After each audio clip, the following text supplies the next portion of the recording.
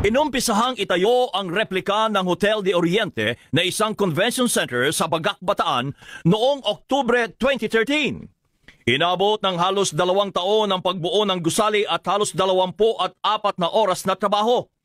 Masusing pinag-aralan kung paano muling bubuhayin ang prestihiyosong hotel na una nang naitayo sa Binondo noong 1889.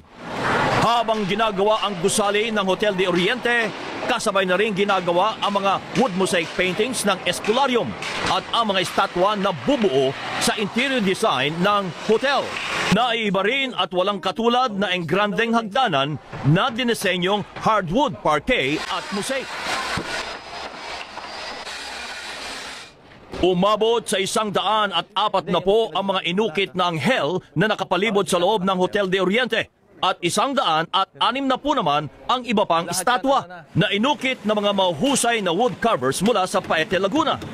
At halos lahat din ng mga nagtrabaho para mabuo ang Hotel de Oriente ay mga taga-Bataan, mula construction hanggang sa paggawa ng mga dekorasyon.